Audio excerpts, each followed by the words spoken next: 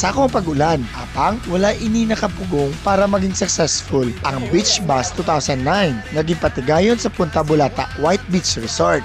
Nagkalain-lain ng mga events pero naglabaw gid ang Off-Road Challenge na gin-organize ang Cory Ukon Kabangkalan Off-Road Enthusiasts.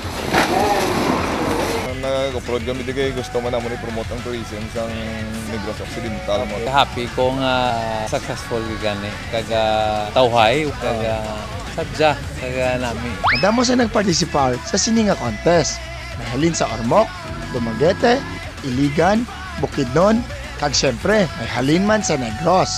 Natural terrain ang setup, gani nabudlayan gid ang mga off-road enthusiasts.